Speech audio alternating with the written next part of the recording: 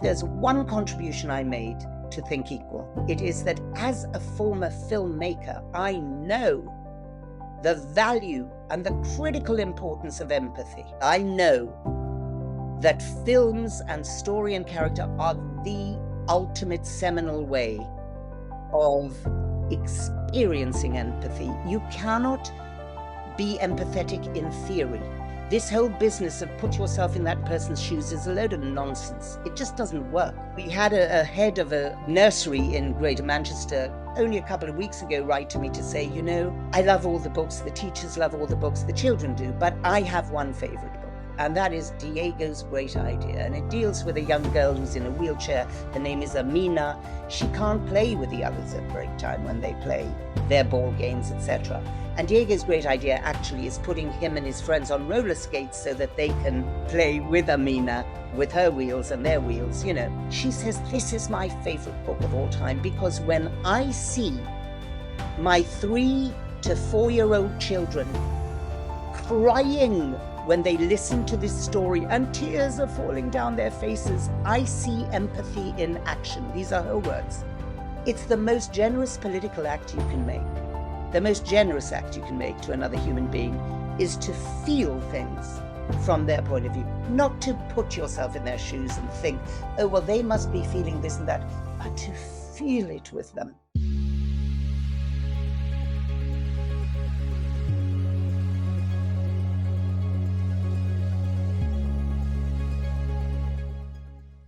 Greetings, everyone, and a warm welcome back to Intersections. As you know by now, if you've been following our podcast, our aspiration is to dissolve boundaries, for us to sort of feel connected to every aspect of life and every corner of the universe. And, you know, there is at times, a focus that we tend to have in our change-making quests, in the way we show up and engage with the world, where we tend to, at times, ignore the most tender, the youngest of the flock. And the opportunity we have today with our dear guest, Leslee, who's going to be joining us in just a moment, is that she has been putting a lot of care and thought into those very tender years in our life, the age of 3 to 6. Why and what is her quest there is going to be the subject of our conversation. Let me just take a moment to introduce Leslee to you. Leslee is a multi-award-winning filmmaker, an actress, director, producer, and a human rights activist. She made a documentary called India's Daughter, very critically acclaimed around the world, winning 32 awards, including the Peabody Award, the Amnesty International Media Award. And it sparked a global movement to really push for ending violence against women and girls. The powerful insights that this movie yielded for Leslee herself led her, during the 2.5 years in making this film, to start to shift her focus from filmmaking to devoting herself to a social impact organization she calls Think Equal, a nonprofit that has been founded to introduce social and emotional intelligence learning to children between, as I mentioned, the age of 3 and 6 years. For her humanitarian work, Leslee has received many prestigious awards, including the Activism in Arts and Education Award from the United Nations Women for Peace Association. And she's also been voted by the New York Times as the #2 most impactful women of 2015. #1 in that case was Hillary Clinton. Leslee, great pleasure and joy to have you with us. Thank you for joining us. I'm thrilled to join you, and thank you so much for having me. Yeah, no, thank you. Leslee, look, there is so much richness to your story and to your work, and we want to come to some of the arc and the key defining elements in a few minutes. But for now, you've taken on this cause of something that you call Think Equal. You've been invested deeply in the lives of, these 3 to 6-year-olds. Can you talk a little bit about sort of, what do you mean by Think Equal, and why this focus on the 3 to 6-year-old?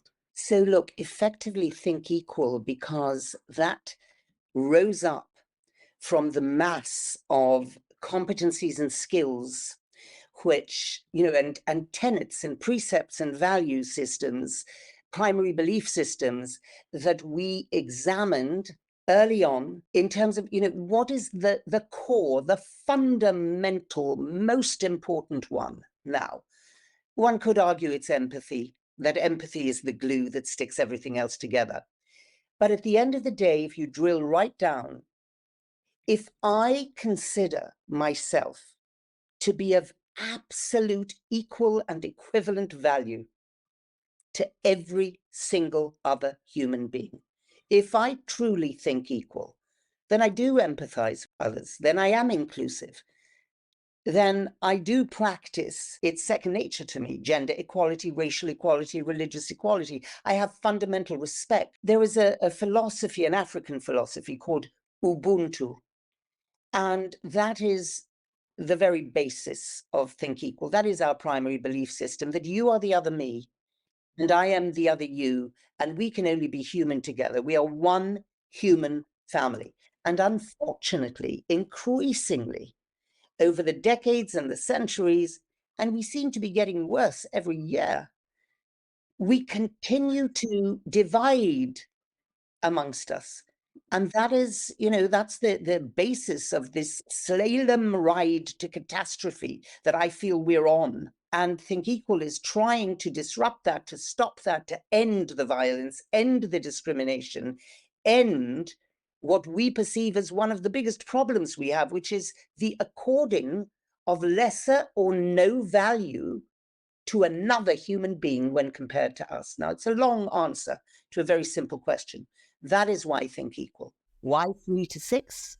Because it is an absolute neuroscientific fact that if you want to put a foundation, a second nature reflexive habit of mind that embraces the 25 competencies and skills that we have ended up with, that we know we want to teach and nurture human beings with, you've got to go in before the age of 6. Before 3, critically important years. But we can't really go in and teach various things like self-esteem and gender equality and environmental stewardship, critical thinking, peaceful conflict resolution, problem solving, all these things we do teach. We can't really go in before 3 because, number one, on a practical level, we have to be realistic. We're not going to be welcome in people's homes, especially homes that are holding on to and fomenting discrimination generationally and cyclically from parent to child, right? They're not going to want us in there making their child empathetic and kind and loving and inclusive. They're happy for them to be that as long as it's not applied to that group over there, And number 2, just on a developmental level, there are certain things a child below 3 is not yet capable of. And the identity is only forming at 3. And so the optimal years for what we want to do, which is essentially help children develop while their brain is being built. 90% of the adult brain is fully built by the age of 5. While their brains are being built, we want to co-construct with children pro-social neuro pathways in their developing brain, so that is who they are. Pro-social, loving, equal, inclusive, empathetic human beings. That is what we're about. No, kudos to you for taking this on and bringing to it such rigor of thought and such an incisive sense of focus. Just the crafting of that phrase, just like think equal, is coding something so rich and profound, as you mentioned. I love the connection you're making to Ubuntu. I understand you spent some years growing up in South Africa, a land that gave birth to one of my big heroes, Mandela. And I think you've talked a little bit about him as well as an inspirational figure. And I think he was quite shaped by the idea of Ubuntu, isn't it? For sure, as is the African continent, and we're making huge progress in Africa. I don't think it's a coincidence. They're getting it much more than the so-called developed countries, who are nowhere as far as this, understanding and realization, or certainly not far enough yet, that early childhood, early years, and the concept of Ubuntu, DEI is becoming something of a buzzword now, diversity, inclusion, equality. It's starting to grow, but Africa understands it, I think, really fundamentally. because it is part of its philosophy and primary belief system. One of the things I'm finding is that, on the one hand, I do see some amount of progress in our youth, where you have the exceptions, but for the most part, in the mainstream, they are starting to question some of these more traditional forms of hierarchy or judgmentalism that has, in the past been sort of pervasive around judging one group to be superior or inferior based on color of skin or religion and all of that, right? And so on the one hand, I'm seeing this gradual openness that is happening, which some of the work that you're doing will just further accelerate and make even more pervasive. On the other hand, and this is the challenge that I want to sort of highlight for us, is that what I'm also finding in these more progressive sort of parts of what admittedly for me has been in the developed world that I've had a chance to kind of experience and observe that. But what I'm finding though there is that there are other fault lines, other forms of divisions that are coming up. And one of those is that, I stand in solidarity with those who agree with me, and those who disagree with me, they're the others now. And that's the new, if you want to call it, caste system that everyone is personally developing for their own selves based on who they feel very connected with and who they feel disconnected with. It's a factor of cynicism. And I think that human beings have become, the adults, of course, I'm talking about, and, possibly, and I'm going to be very challenging here, but it is true that it is men who have architected our world and who run it still.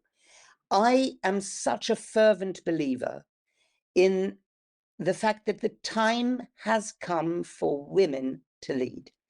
And, it's not because we're inherently better. It's because we've been programmed, just as men have. We're all programmed.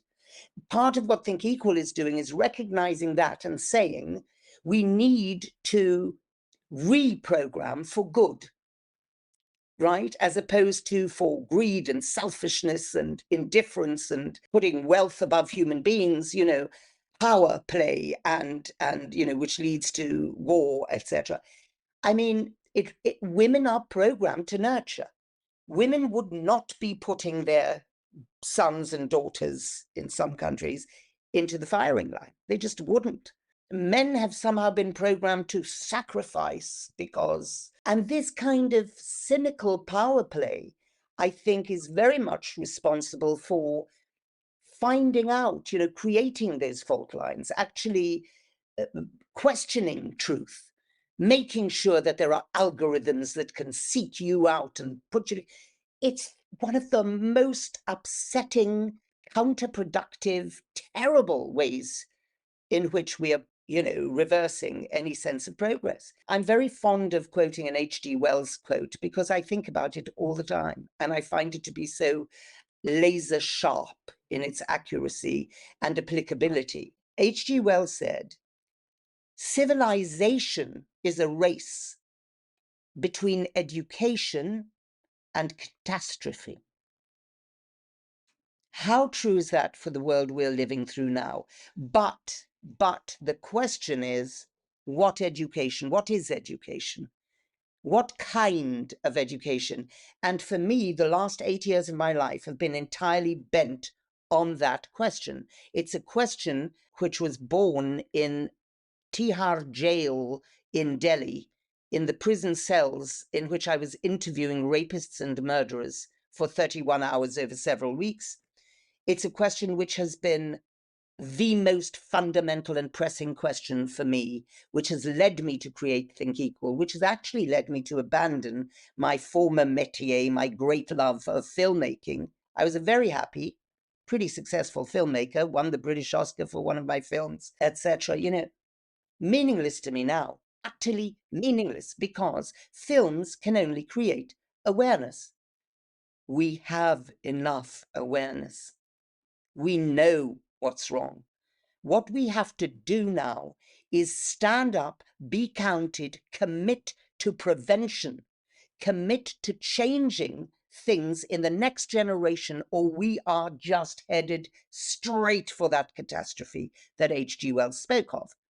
And the education that I believe is the meaningful definition here is the one Mandela coined. So you spoke about him earlier. Hitendra, and for me also is one of the most inspiring, seminal gurus of my life. And I remembered as I sat in those Delhi prison cells with those rapists, looking into their eyes, trying to find out what kind of human beings did what they did to that young girl on the moving bus, the subject of my then film, India's Daughter. I remember this refrain kept on coming unbidden, washing over my brain like a wave on a shore, and kept on.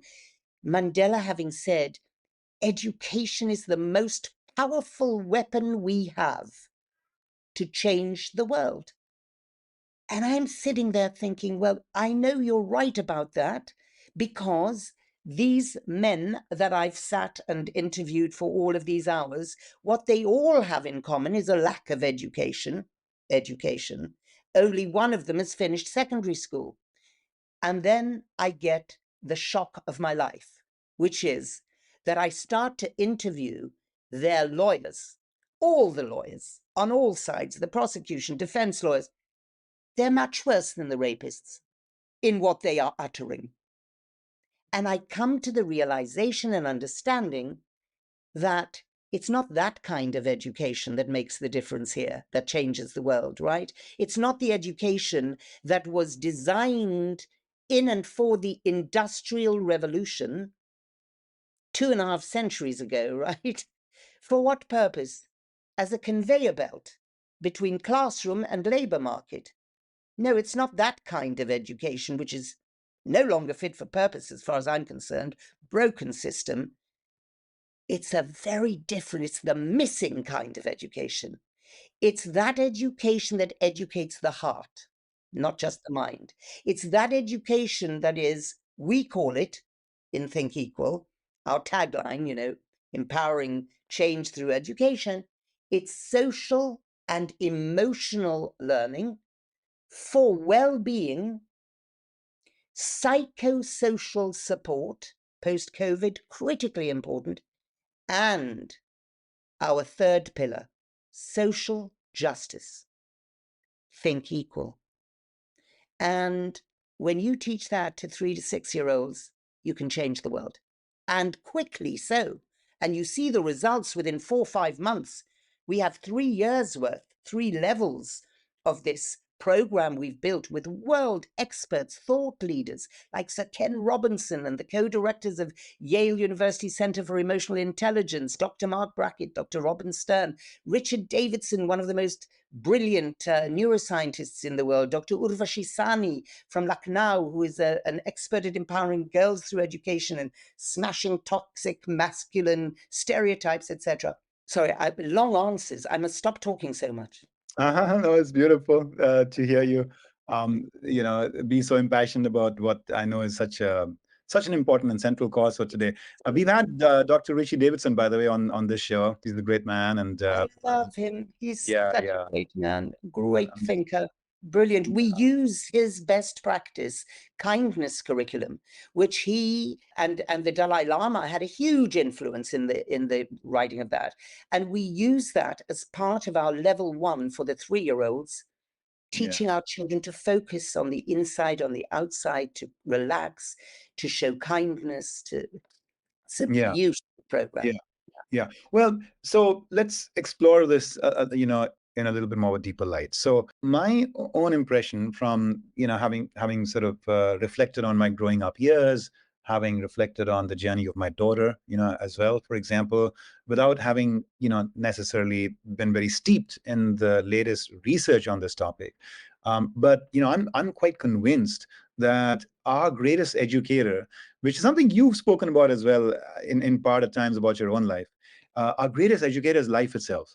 In other words, what we are experiencing, what we are being exposed to, how we are seeing other people around us behave, the kind of values that they're espousing, the kind of energy that they're bringing, right? So to that end, when you think about those years, 3 to 6, and you think about this curriculum that you put together with these very storied, experts and institutions out there, what I'm curious and concerned about is, what is it that you are able to do as a nonprofit seeking to, in a scalable way, just kind of put goodness out there to ensure that the environment that these 3 to 6 years are being exposed to, their peer group, their caregivers, their teachers in, pre-kindergarten school, whoever it is who's delivering these messages, is in some ways embodying, right, the ideas and ideals that that are there in these teachings. Because I just worry and I wonder that, in fact, what they're going to be seeing around them is going to subliminally, if not consciously, be ultimately a critically formative force, for them. It's a brilliant question, Hitendra, and it's a critically important question.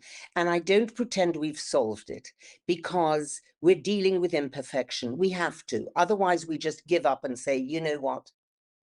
There are always going to be these bad influences in the world. Let's just succumb to them and let's just go to sleep and succumb to this, what Pope Francis calls, I think it's one of the most searing phrases I've ever heard. It's so utterly, utterly accurate. He's called it the globalization of indifference. That's an extraordinary phrase.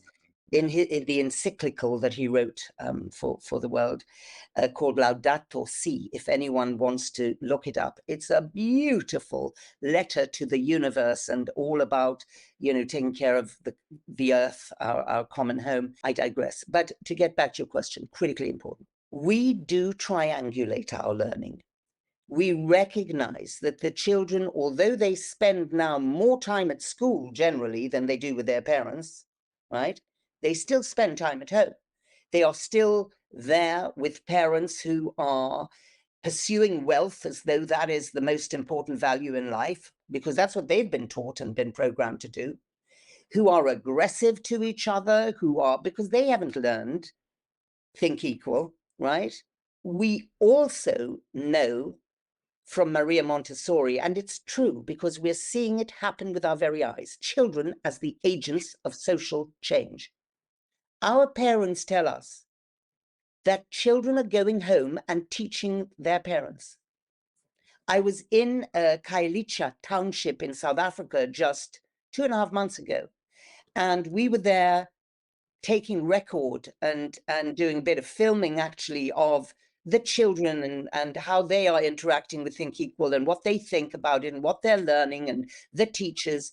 And we asked this school in this township, Khayelitsha, one of the most poverty-stricken, actually dangerous place. 2 taxi drivers refused to take me there because it's a dangerous place. And parents came, they wanted to come to say thank you. In the case of one parent, this child of hers, a 4-year-old, she said, the mother has saved my marriage. She has saved my family. I was divorcing from my husband. I was in a deep depression, and my child would come home and say, Mummy, I'm going to teach you how to breathe. You have to breathe like this, and it's going to help you go from the blue, which is very, very, very sad, into the green, which is very calm and nice and relaxed. And then we're going to move you to the yellow, where you're going to be happy, Mummy. She's giving testimony. And the number of stories we're hearing of that nature. But let's not focus on the highly optimistic stories that we've been given. Let's assume they're optimistic, right? Let's be realistic here. Yes, of course, it's going to be a break on the children, a break on their progress, that they go home and see their father smack their mother in the face. Of course, that's going to be a break. And they will be confused and upset by that, but they will know that is wrong. And they will know that there is a kind way to discuss problems and solve problems, etc., right? And in the classroom, the teachers, believe me, Hitendra, the early years teachers are not there for the money because they are so derided and underpaid and underrespected and undervalued. They are there, 98% of them women, at least 98%, because they believe, they love children. They want to nurture and help children. They believe that taking care of these kids is an important thing to do. And heaven knows it is. Because if the children have one adult role model in their lives who is caring, it makes an enormous difference to the rest of their lives. And what we give the teachers is prescriptive. And it has to be. It has to be, because they don't know how to teach this subject. Nobody's ever taught it to them. It's a brand new subject. So we give them the narrative picture books, one a week, which unpack these extraordinary 25 competencies and skills, the resources that go along with that, plus the 3 lesson plans for every week, bullet point by bullet point, action by action. Gather your children into a circle, ask the children, do we all have hair? Ask them if we all have the same kind of hair. Discuss the differences. Moving towards, we're teaching them that we all have hair, we all have eyes, they're all different. Everyone has differences. We all have skin, but do we have the same color skin? No, we don't. And in this lesson, particular one I've picked up out of several that I could have, we're teaching that every human being on earth is brown. There's no such thing as black people and white people. Listen, if I was a white person, then what color is this card? It's white, right? But then I can't be white because it's a different color. And we show them a gorgeous little girl in the middle of these 6 portraits who's very dark skinned, and we ask what color she's, and they say black. And the teacher is then told, now ask them, if she's black, what color's her hair then? Right? You imagine a child who people call black. Of course she's not black. She's dark brown. I'm light brown. We prove that with 1 brown crayon that we also put in this 4.5 kilogram box of resources. The teachers have everything they require. Now, if you were an early years teacher and saw extraordinary changes in your children, if you saw a child who walked in at 3 and is pulling everyone's hair that he can grab hold of, or she, doesn't matter, boy, girl, you know, a child who comes in angry, violent, with temper tantrums, and within 4 or 5 months is the kindest child you've taught in 15 years, you'd want to carry on with this program, and you'd want to take it seriously and give it the respect it deserves. And you're being trained while you're teaching it how to teach this subject. We're training you while you're teaching it. Because if we stepped back and said, we got to train you first before you can, we got to change you. Number one, chance would be a fine thing to change someone fundamentally without years of therapy after the age of 6. Number two, we'd have to take off a few decades while we train the whole workforce of early years teachers. Impossible, or not impossible, but unrealistic. So we've taken a very realistic, realpolitik, proactive approach. We want the change now. We can't wait. This is urgent. The next generation deserve it. What we say to education ministers and parents and people generally, policymakers especially, is if we genuinely take seriously that we have a duty of care to our youngest children, our most vulnerable citizens in our society, right? How on earth can we say it's compulsory for them to learn numeracy? It's compulsory for them to learn how to read and how to write, but it's optional for them to learn how to value another human being. It's optional for them to learn how to value themselves and have self-esteem, how to lead healthy relations. How can this be optional? And nobody's teaching it, not concretely, not tangibly, not the most so-called developed country. I don't believe there's a single developed country in the whole world. And until they teach this and stop neglecting our children, nobody can call themselves developed. It's been a humbling moment for the quote unquote developed world, isn't it? With just what we are seeing as the ultimate outcomes of the, just limitless pursuit, right, of that sort of material form of development, in what it's leading to in the social and political tensions, the mental health crisis, and drug addiction and suicide, and beyond, that we've created a world of some form of outer splendor, but some form of inner depravity, almost inner poverty, almost, right? I was listening, with keen attunement to so many very rich facets that you're putting together and sharing with us here, Leslee, in the work that you're doing, and it's really powerful. It's well thought through, I can see, and there are aspects of it that I want to, pick apart a little bit more, deep dive a little bit more on. I think the one that I'm going to park, for a moment, a little bit on the side to have us maybe come back to is, I did notice that you have a greater amount of sense of hope and camaraderie with the teachers who you just feel are just naturally, by definition, almost choosing to pick this vocation of serving and supporting the 3 to 6 year old because they inherently do love and they will embrace this think equal idea. But then with parents, the thing that I was gauging from your energy and the way you were talking about the parent class is as though that that community is beyond redemption, and they come from a different generation that hasn't really assimilated this. And I have a different experience, with even peer parents, of my age, as well as certainly even more so with the younger generation of parents, who are just starting to come of that age where they're having pregnancies and births and little ones in their hands. Because I do feel like there is a large number of them who, even just in that chapter in their life where they have suddenly become a parent, start to feel a greater sense of responsibility about stepping back and asking and understanding, what are my values? What do we as a couple really strive to want to manifest in the world? And now that we have this little precious small life in our hands, what kinds of new forms of accountability, responsibility do we need to take on in how we behave and how we engage, and to make sure that we are, feeding this soul, right, with just the right kind of food. I want to come back to that because there may be an opportunity. I would exhort and petition for Think Equal to actually perhaps be of service, to those well-intentioned parents who may not be, perfect in their outlook and everything, but are invested and interested. As one, kind of radical example, and you gave such a beautiful story about how, one of these 3 to 6 year olds ends up kind of transforming, right, the outcome for her own parents. But Hitendra, I want to say, you are so right to pull me up short on that. You're absolutely right.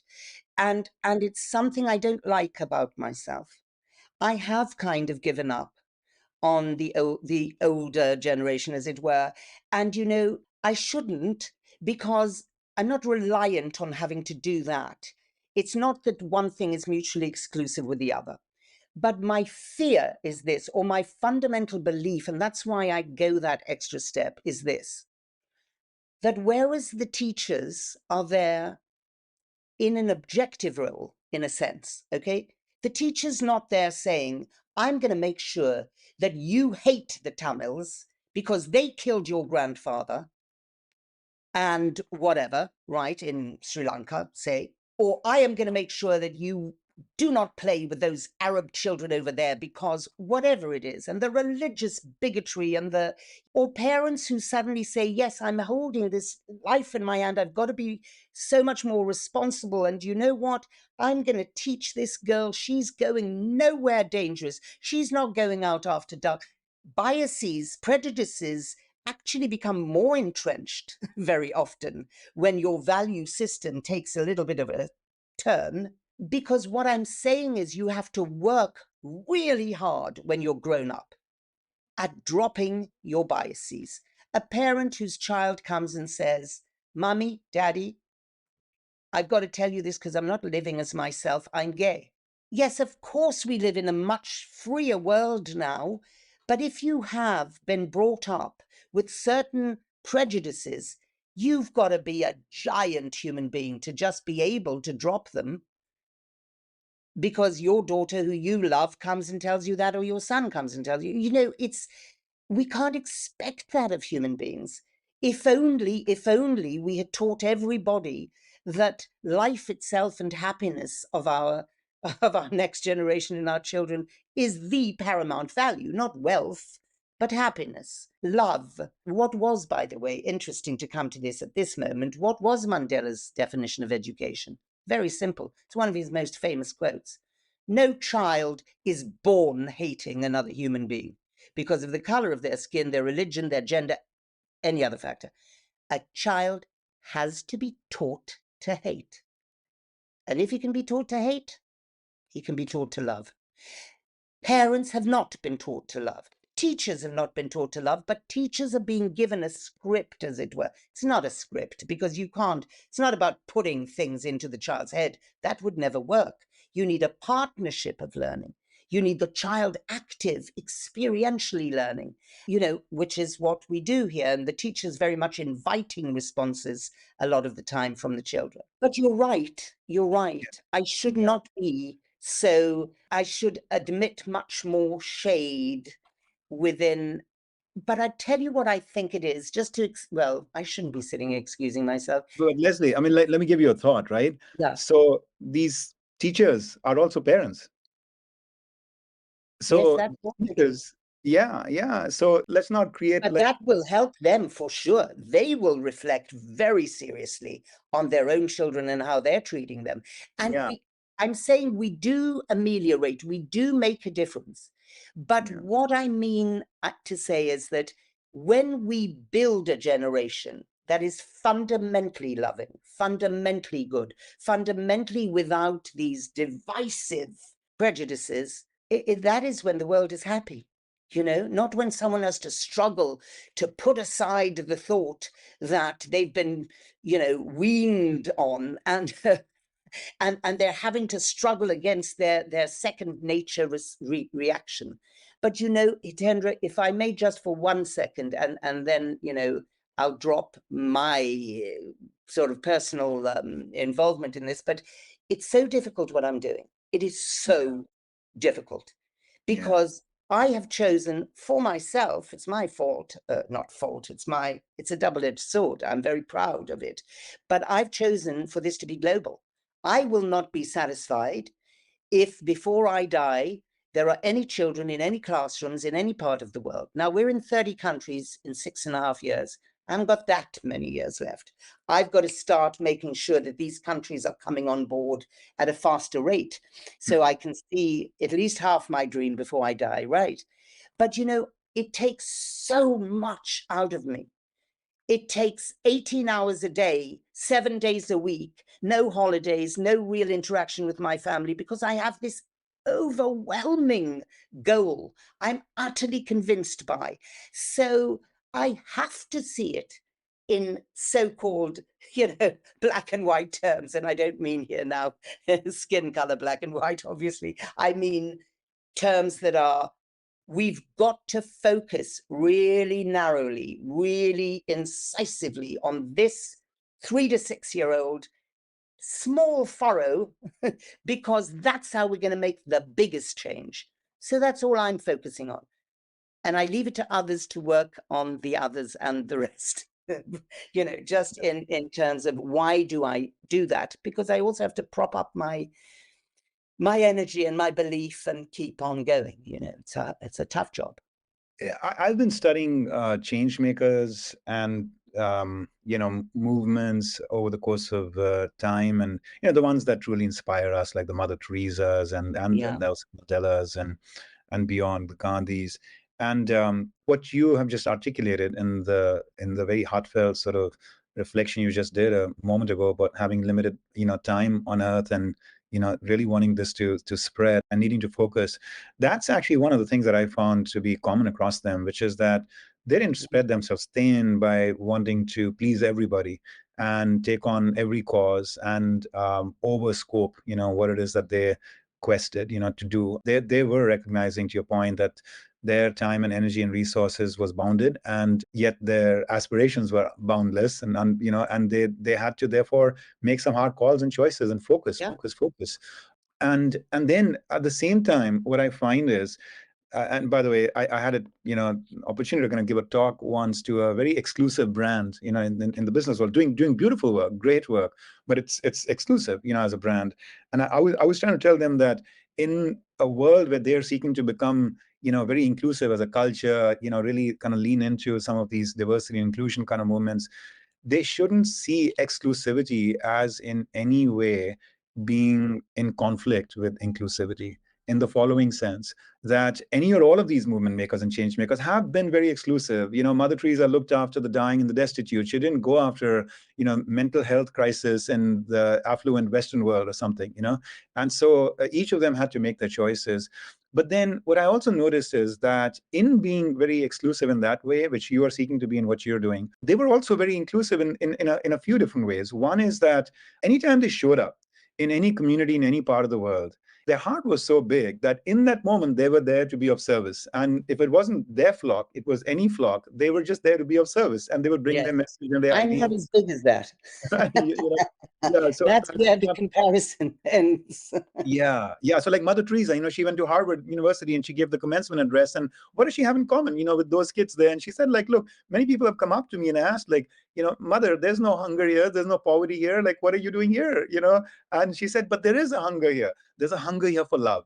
There's a hunger here for love. So I want you all to go back to your families and find the person in your family most hungry for love, and then give them love. And so that was the way she was able to translate her message on the streets of Calcutta to the affluent sort of campus of Harvard University. And so that's one thing. And then the second thing I find is that there are principles and practices that they codify in what they do, which can be of benefit to any movement, any organization at any point in time, because there's so much to learn from the lessons and ideas that they've sort of put out there, right? And so Mother Teresa's leadership becomes really, in some ways, a rich crucible for any CEO, for any leader, for any aspirant of social impact to kind of study and to learn and to draw from. Wonderful.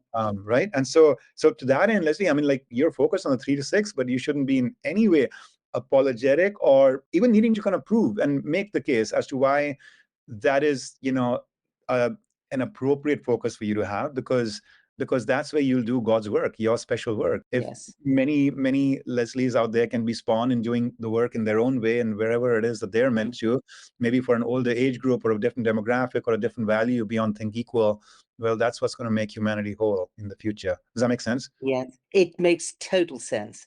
And actually, the truth is, in these 18-hour days and 7-day weeks, I do go. I have been to Harvard 3 times to speak to the law school and the women's group, because I do actually. But at the end of the day, I do believe that we need also to pass the baton on. I mean, no individual or even hundreds of individuals can do this work. It's too big. So inspiring others, persuading others, bringing them on board to do this kind of work and to consider the investment made in early years. I'd go anywhere to persuade people of that. I'd go to boardrooms. I'd go anywhere because I believe in it with all my heart. And let me, if I may, tell you a staggering statistic. In the UK, where we've only just managed to break through the brick wall of a government that, in an education ministry that just didn't want to know, didn't want to listen, couldn't care less, really, is how I experienced it. Pushed away. No, we're already doing this. Really? How are you doing it? I asked one of the UK education ministers, Nikki Morgan. She said, the citizenship program. I said, Nikki, the citizenship program starts at the age of 11.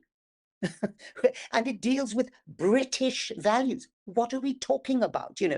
Even a fundamental lack of understanding of what is needed and what we were doing. Well, we finally break through with an enlightened, extraordinary, visionary mayor, Andy Burnham, in Greater Manchester, which is north of England, 10 districts. And their visionary team, education team, come together and say, we believe in this, we want to take it up. They take it up. We're now with 62,500 children across these 10 districts. Who is funding it? Not the Education Ministry. The National Health Service, mental health teams. And who's funding the 3-year-olds? Because they're now doing it on 2 levels, the 4-year-olds in reception and the 3-year-olds in nursery. The police. The violence reduction unit of the police are funding them because they know that the first 5-6 years have everything to do with how the next 80 turn out. They know that criminals don't just start at the age of 8 or, people who are, when I say criminals, I don't mean a criminal mind. I mean people who are have experienced trauma and adverse childhood experiences and haven't had the tools, haven't had the learning to deal with their extreme sadness, which becomes depression, a mental health disorder, which means suicide is the #1 killer of our young men under 40, which means, when we teach gender equality, we take care of our boys, not just our girls, right? Our boys have a lot of care to be given to them in terms of ensuring they're not in this emotional straitjacket. Man up, don't cry like a girl. It's one of the worst things we can do to our boys. But here's the astounding statistic. It costs exactly the same amount of money to give the Think Equal program to 48,000 children as it costs to pay the prison incarceration costs for 1 year of one violent offender. One violent offender. Even if we are 0.00001% successful, we've broken even. I mean, it's utterly ridiculous. We are just not making sense of things anymore. How utterly stupid can they be in the Treasury without their calculator able to work out that you do this, you prevent violent offenders from growing up? I mean, please, the police know it in Greater Manchester. That's why they're funding the 3-year-olds to get this program. A related sort of dynamic in society that I would love to have us see get significant treatment and reduction over time is spanking. Or I guess in the UK you call it smacking. Is that right? Yeah, or you would call it spanking. Maybe that's more American, but yeah, it's the same evil. Spanking, hitting children. Oh my God. Yeah. I mean, there is so much research that I stumbled into a few years ago about the correlation between that experience that kids have growing up and their later propensity towards bullying, towards just emotional trauma, and being emotionally or physically aggressive and abusive in the relationships. And here's another interesting thing. What some of the research was showing is that if you were to ask parents, do you spank your kid, you get a certain answer, right? But then if you actually say, would you be open to having us just put some kind of like recording equipment in your home anonymously, so we can just kind of collect data, you get a very different set of statistics, which suggests that there is more of that going on than parents report when they're actually asked. And the main reason, for that, that gap is that what parents don't realize is that at times they're getting very emotionally charged up, right? So they're getting extremely stressed, tense, tired, and riled up, and then it's the instrument of sort of what should be, no resort, let alone last resort, becomes the instrument of first resort. I just want to kind of throw that thought out there and see if you kind of looked into this at all. Well, I mean, I couldn't agree more, and this is part of what I'm talking about. Until and unless we break the cycle in the next generation of children who have been through the Think Equal program for even 1 year, one of the 3 years that we have, right? They don't have to. They're not sequential. You don't have to do 1, 2, 3. You can jump in at 3. You can start at level 2. As long as you have 1 year of this, you will be transformed for the rest of your life to a pro-social being, okay? There's 60 years worth of longitudinal studies, by the way, proving this, and we've done 3 randomized control tests in 3 very disparate countries, and we have got the proof. We're evidence-based, we're neuroscience-led, etc. Okay, it's the breaking of that habit, you see, because people are spanking their children or smacking them or whatever they want to call it because they were smacked or spanked as children. Generally speaking, this is that cyclical generational thing that happens. I wouldn't lift a finger to anyone, but I have to teach my child boundaries. My child needs to know the boundaries. It's for his or her own good. Just a little smack. Oh my God. It is an absolute taboo. It's a no-no. You do not hit people, not when you are a reasonable human being.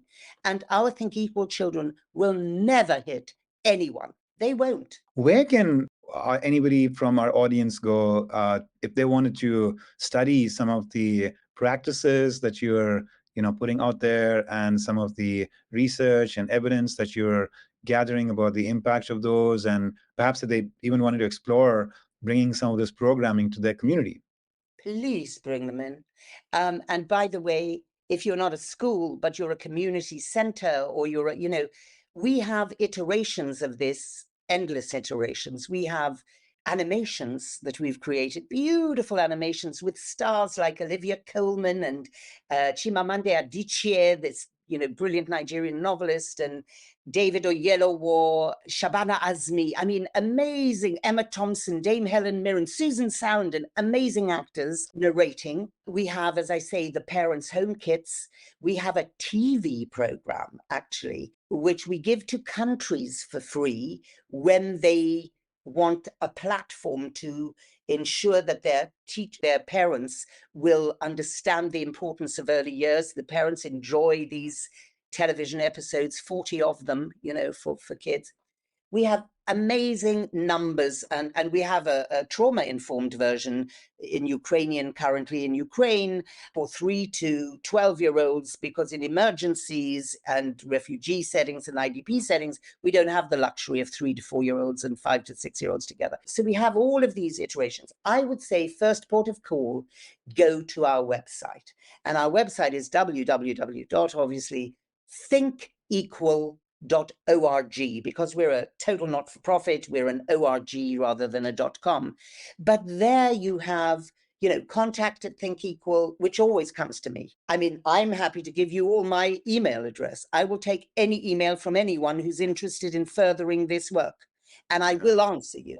There are so many things people can do. Persuade your school. How many children do you know in your circle who are sort of 3 to 6 and attend nurseries or reception classes or kindergartens? Take this to the head and say, listen, 30 countries around the world can't be wrong. 4 of them are doing this compulsorily for every child in their country. This is a program I believe is a great program. Please just take a look at it. I want my child and the children in his or her class to benefit from this. That's one tiny bit of advocacy that's huge for us, because the more schools, classrooms do this, the more they talk about its brilliance and the more it spreads. That's helping us do our work. And heaven knows you can always obviously donate. I hate to say that because, one doesn't want to go touting for funding. But of course, we need funding, because how are we going to get this done without that? Everything costs, the printing costs. There is so much that can be done. If you are a graduate, a recent graduate, and want to give us some internship time, we'll take anyone who will help us with this critical agenda, particularly for the time we find ourselves in now. We have to win that race to make sure we do not end in catastrophe and take care of our people and our planet. Leslie, this is great. You've given a number of, leads and resources and opportunities for people based on their unique circumstances to be involved in this, right? Either bringing it into their worlds and or coming and contributing to you. And I just want to also encourage you there that when you spoke about the donation part, to recognize that it's not in any way anybody doing a favor. It's you providing an opportunity, for those who have, let's say, the gift of wealth, to say, like, here's an opportunity for you to feel a greater sense of meaning and fulfillment with what you do with that resource that you have, just like I'm doing things with the resources I have, intellectual, social material, and what have you. Does that make sense? I mean, this is really an opportunity that you're providing, to people to be involved in a beautiful and very meaningful cause. I believe that, but I'm always shy about, I don't know why. It's in my DNA. It's something to do with my upbringing. Yeah, well, Mother Teresa would say, you should give until it hurts. What she was not, what she was not comfortable in was to have people go out and try to push for a campaign of fundraising and, get others around them to actually contribute and all that. But anybody who got moved and stirred, she said, sure, you should give, and give us until it hurts, because she felt there was a real joy that we get when we sacrifice. Dearest, look how clever I am. I've made you say it. That's true. No, you're wonderful to have said that. And I agree. Give until it hurts. Well, I do anyway. But I must say one more thing. Hurts. I have never in my life, in all my years, and you can see there have been plenty of them, I have never been happier. I have never been more rewarded, full of hope, full of optimism. And it's the only way I can get through the rest of my life seeing how bad it's getting, knowing that in certain parts and certain classrooms and certain settings, it's getting better and better and better. And that is the antidote, you know. This is a vaccination against hatred and greed and selfishness. And I want to come to a couple of aspects of your personal story as we bring our conversation to its kind of final chapter. Before we do that, just one thing that I want to connect back with that we were speaking about, which is, in the couple of examples you gave of sort of how some of the pedagogy works, right, in this, work that you put together for the 3 to 6 year olds, which seems very creative. It seems there are many modalities, different sort of artistic contributions that have been made by gifted, folks out there. And so I'm actually looking forward, diving into it myself. So, the examples seems to be grounded in a aspiration of helping people dissolve the boundaries of things like color and faith and gender and the way they judge and assess and create hierarchies and all of that. That we're all equal, and I respect that very much. What I wonder is if you have within it also recognized that what we were talking about a while back, that sometimes these boundaries are now starting to get formed in people's minds based on other factors. One of which is that this is somebody who has poorer values than me. This is somebody whose values clash with mine, and therefore I will now judge them as being, inferior in some regards and what have you. And so there is this quick sort of, divisional stuff that is happening in the world. And here in America, for a while it was just looking like it was a very simplified, in a simplified way, war between the progressives and the conservatives, so to say. And suddenly you have like the Israel-Palestinian issue, come up, and you realize, my God, like, no, there are many different sort of ways in which one can develop these fault lines and start to partition the world and all of that, because some of these are people all from within the progressive camp, so to say, right? But suddenly finding themselves at serious odds with each other in the way they think about the solution to the very troubling issues in the Middle East right now. So what I'm curious about is in your program there sort of a level of sort of practical journey that these very tender lives, 3 to 6 year olds, are being invited to make, which is when they're in a fight, when they're in a fierce argument, are they able to hold that space of an expansive heart that is able to empathetically connect and listen and build bridges even with those that in the moment they're sort of having, kind of like a grudge against? 100%. We have a number of books that deal with this. So one of the competencies, one of our 25 competencies and skills that we teach is peaceful conflict resolution. Critical thinking is another thing, and problem solving. There are a number of books I immediately can think of. One is set in Mostar during the Balkan conflict, and it's about two children who were divided by a conflict. We just call it fighting in the book. We don't go into the negatives too heavily because we're modeling the positives. But these two children who take a heart and tear it in half, and by the end of the story, they're leaning against their divided buildings' balconies and putting the two pieces of the heart together. It's the most beautiful story. And then there is Deji and Neddy and the very large cushion, who fight over the cushion because it's the most comfortable cushion in the class, and I want it, but you had it last time. And we teach our children through these narrative journeys of character and story. If there's one contribution I made to Think Equal, apart from obviously my determination and my tireless work, one fundamental contribution, it is that as a former filmmaker, I know the value and the critical importance of empathy.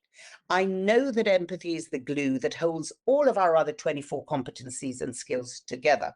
And I know that films and story and character are the ultimate seminal way of experiencing empathy. You cannot be empathetic in theory. This whole business of put yourself in that person's shoes is a load of nonsense. It just doesn't work. It's cognitive, procedural thinking only. You need, as I always say, to take the children's hearts and squeeze them.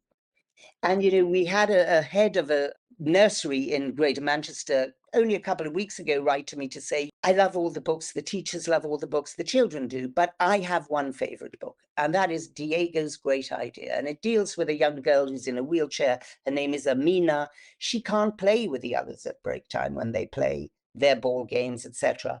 And Diego's great idea actually is putting him and his friends on roller skates so that they can play with Amina with her wheels and their wheels. She says, this is my favorite book of all time, because when I see my 3 to 4-year-old children crying when they listen to this story and tears are falling down their faces, I see empathy in action. These are her words. This head from Greater Manchester. It's the most generous political act you can make. The most generous act you can make to another human being is to feel things from their point of view, not to put yourself in their shoes and think, oh, well, they must be feeling this and that, but to feel it with them. I can't even remember your question now, but I hope it was an appropriate answer. I sometimes go off on little tangents. You know, I mean, this idea of going to a place where we are actually teaching them conflict resolution, we're teaching them the capacity to patiently hold the space for people to have, differing ideas from there and resolve them peaceably, right? And I think you were just giving me examples of that. So that's good to know.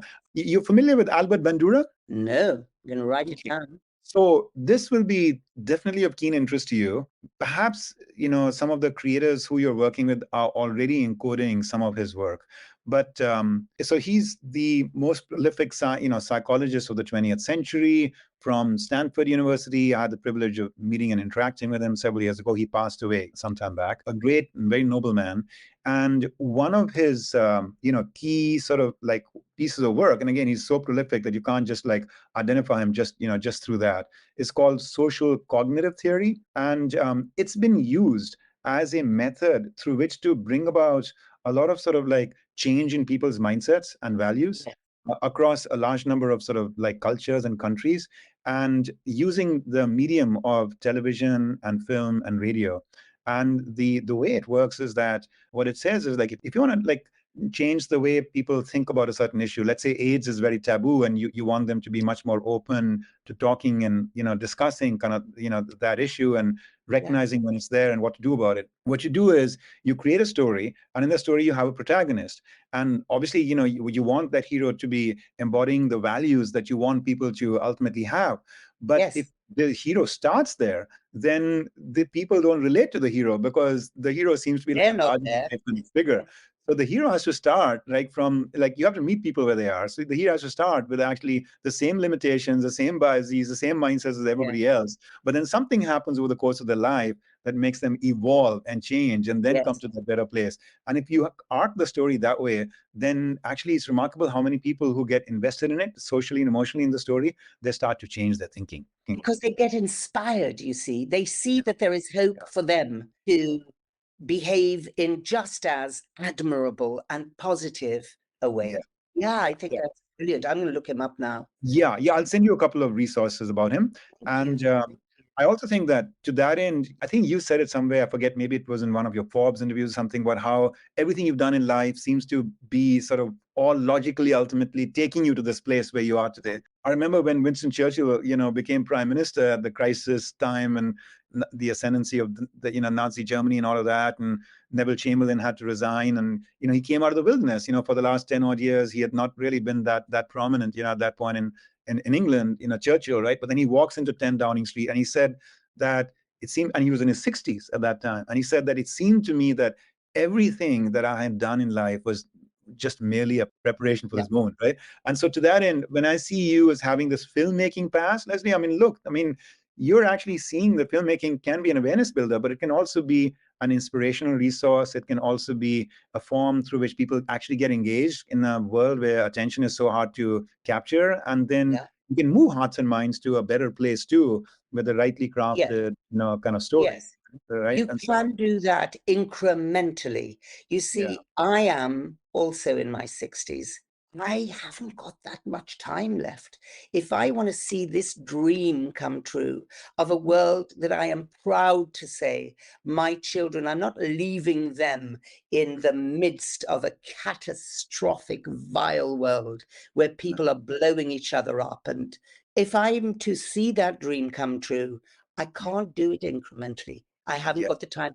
I wish that I'd come to this so much earlier in life, but it's all those things are needed to lead you towards this path you then, choose and find yourself compelled to walk as well. It is a Yeah. compulsion. I couldn't stop this if I tried. I mean, I just couldn't. There's no way. I have a There's thought for you, which is all these beautiful resources that you've built.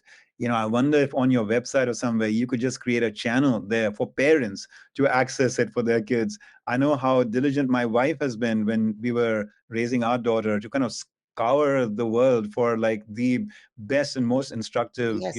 books and readings, for our child, for our daughter. We do. So, the parenting home kit that isn't allied to the classroom kit, because we've got two versions, one where the child is learning Think Equal in the classroom, which is the transformative learning, and then it's deepened and made, more profound by the home kit. But then we have a wholly parent animated version of all our books, which is pretty inexpensive. And, it's $69, I think, for 12 animations and 60 activities to do with them. And then you have a series of them. You can keep going if you want to, up to about 72 books or animations. So, yeah, I mean, the website is worth exploring wonderful things around it. Leslie, to wrap up, I mean, let's, if you don't mind, take a moment. You've been so just invested in your cause that I've also, in a spellbound way, just like kept advancing our conversation around your cause. But there is the beautiful life story behind it. And so could you for a moment just kind of reflect on what for you have been the one or two most like formative experiences in life that have ultimately shaped and formed you to be now so deeply invested in this platform and this work and bring the grace and skills to it that you do? What were the one or two most like sculpting sort of experiences for you? Gosh, that is such a difficult question because immediately I'm flooded with so many, the small personal ones, the large personal ones. I mean, what a time but I talk about this because it's important. It's part of what led me to, to be who I am. I was raped at 18. This was a seminal, very, very formative experience, but it took me 20 years to realize what it actually meant because, in my day when I was 18, many, many decades ago, right, you didn't tell anyone because you knew that as a girl, you'd have the finger pointed straight at you and tell, well, why did you trust the guy? What were you? But in a way, that I think was a seminal experience because it made me understand what it is to be that minority that is just used for this or disrespected or expected to behave in rigid, restricted ways or whatever it is. That's one thing that definitely has shaped me, no question. It can't not. I also in my life came across a really unfair situation in my home, still the home I'm sitting in right now, where an evil psychopath landlord, it's the only way I can describe him, who used to buy up houses with sitting tenants, as they called in them, people who had secure tenancies, he would frighten them out by coming and bashing down the doors to their houses, throwing the furniture down the stairs, frightening them, threatening them that they're arriving at 3 a.m. This was his modus operandus because he would frighten you out of the house that he bought at auction in order to get vacant possession so he could realize a huge profit. Massive. His name was Nicholas van Hoekstraten, still alive, has been in prison many times, etc. And I ended up being one of his tenants and took him on and refused to accept, actually thought. And, the building was very soon being emptied. It was mostly the men who I think took the threats physically very seriously, who left within a matter of weeks. They were out of there. And about 7 flats remained occupied by single women. I was one of them who stayed on and fought. And then I took on this mantle of, I'm not having this, I basically said, at the age of, what was I don't know, 30, 28, something. I'm not. If this is a world I'm living in where this guy gets away with that, and I am going to just flee and have to go and find another place. And I didn't have much alternative either. I'm not having it. I need to know if the world is as unjust as this, that he can just get away with it. So for 2.5 years, I studied housing law. I took him to the High Court, formed a movement, brought few houses together, and won a legal precedent in the High Court of England. Another seminal lesson for me in the fact that you don't just put up with injustice. You do something about it.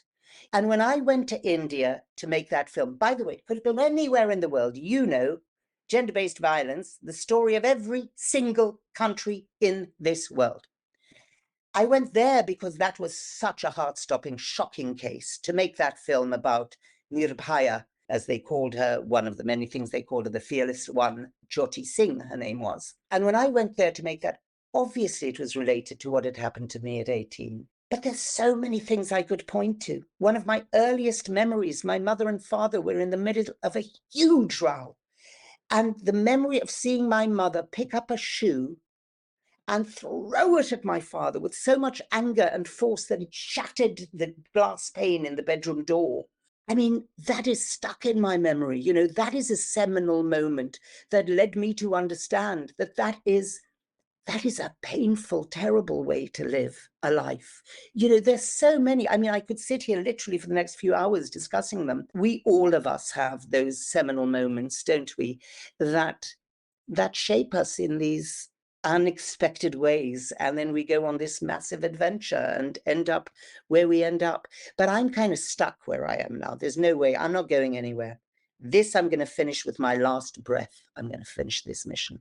Yeah, and the world is just in such debt of people like you, Leslie, and I know some have walked these paths in generations past, who just get lit, with a certain fire to want to just make humanity better and pick a particular lane or carve out a new groove, in the sands of time, because that's kind of what they have a vision for. And it's really beautiful to see that manifest in you and your life journey and the meaning making that you're putting behind all these powerful experiences that you've gone through. Thank you for sharing those.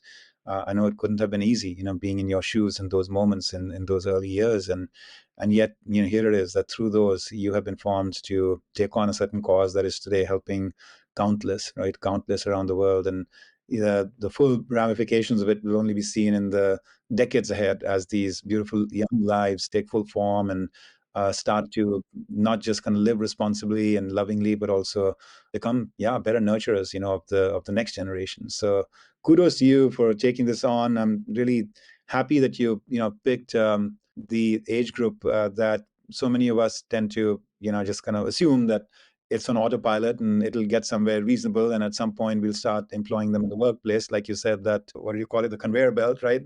Kind of industrial age model of education, that you're challenging that so beautifully. So thank you for all the great work you're doing, and I'm looking forward to seeing how this continues to manifest and grow and mature in the years ahead. So all the best to you, and both your life, your family, and for this movement that you've created. You've been so wonderful to talk to, and thank you for your warmth. And really, I've enjoyed this. I have to tell you, I don't enjoy them all. And if I could just, for 1 minute, just to sort of finish here. Yeah. No kudos to you. I really mean it. I'm not being humble here falsely. I can't help myself. It's not like I've chosen to be good, right? I have no choice. This is what I do. I've seen the light and I'm following it. And just two tiny little, I love quotes because I find them so inspiring. Anne Frank, when she was hiding in Holland, it was, wasn't it, from the Nazis, wrote in her diary, one of the several things she wrote was about the candlelight that was burning in this hiding place, which was pitch dark apart from the candlelight. And she said, this candle that defines and defies the darkness.